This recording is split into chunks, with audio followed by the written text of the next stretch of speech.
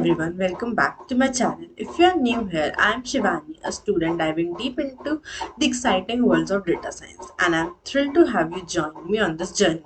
This is the fifth video in my data science series where we have been exploring key topics. Today we will stepping up to a notch with the model evaluation, breaking it down in a way that's practically clear and easy to follow. If you are passionate about learning data science, make sure to stick around. Alright, let's dive right into it. So, how to perform model evaluation using Python? Model evaluation is a critical in understanding how well your machine learning model performs on unseen data. So let's see. First, we evaluate classified model. We use different matrices like accuracy, precision, and recall. So let's see how this works with the Python code. We split the dataset divided into training and testing set to evaluate model performance or the unseen data. We choose the approximately matrix depending on the type of the problem like accuracy, precision, recall, F1 or R squared. Now, we use confused matrix to analyze the true positive, true negative and false negative. So let's now run the code. So here the output given is the accuracy, precision, recall and confuse matrix. And there is also the classified report of the following matrices. So let's move on to the next topic, which is visualizing evaluation matrix. Visualizing help us to know the data more accurately as we can see in the graph. So let's see a graph. So here we have write a code using a confuse matrix. So what is confusing matrix? A confusion matrix is a table used to evaluate the performance of the classification model. It shows the number of correct incorrect prediction categorized by each class. The matrix has four key components for binary classification: true positive, true negative, false positive, and false negative. So here we imported libraries first, and then we given a sample data, then we used a confused matrix, and then we will draw the graph using the upper sample data. So let's run the code. Here we got the confused matrix in the form of heat map. So we have now visualized our data. Let's move on to the next topic, which is evaluating regression models. Regression model has three ways by which we can evaluate. First one is mean squared error. In this, the average squared error between predictive and the actual value. Next one is the root mean squared error. In this, the square root of MSC, that is mean squared error, providing an error measure in same unit as the target variable. Third one is the R squared. It is the proportion of variance in the target variance is explained by the model. So let's see a code for this. So this code evaluates the performance of regression model by calculating three key matrices: mean square error, mean absolute error, and R square error. So now let's run the code. And by using the formula of all three, we have found the mean squared error, absolute error, and R squared error. So next move on to the next topic, that is accounting for unequal error cost. In many real-world scenarios, different types of error have unequal cost. For example, in a medical diagnosis, a false negative is costlier than a false positive. In the fraud detection, missing a fraud might be more critical than flagging a legitimate transaction. And also, spam filtering, a false positive might block a legitimate email, while the false negative could mean allowing the spam in your inbox. To address unequal cost, we use weighted loss function to modify the model loss function to penalize each differently in based on their cost. Adjust class weight.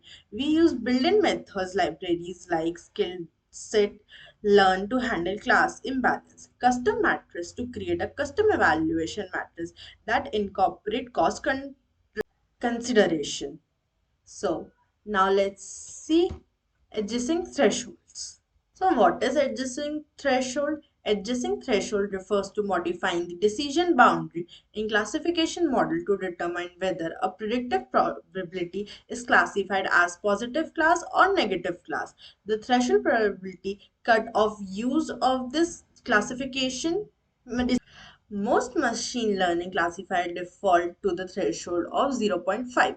This means the predictability of the probability, if it's greater than zero point 0.5 or equal to, then it's 1. Otherwise, it's negative, that is 0.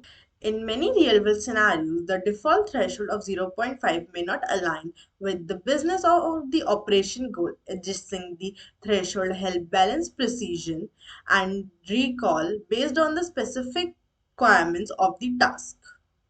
So let's see how we implement adjusting threshold in Python. So here is the code for the adjusting threshold.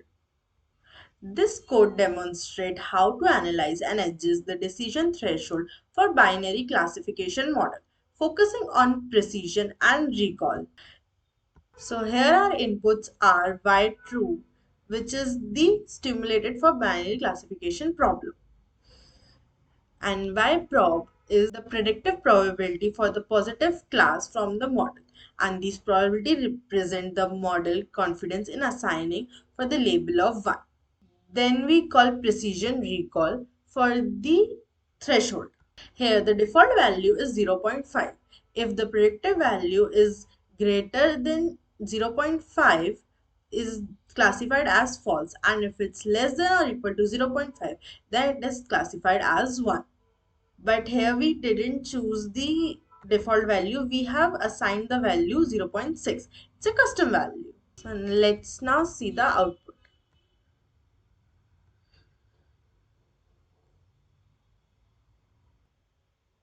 So in the output, we can see the precision is given using its formula, recall, and threshold, which is zero point 0.6 custom threshold. Now the custom predictability is this. These values are true, false, and then positive, then false, and then positive. So now let's see what is weighting classes. Weighting class.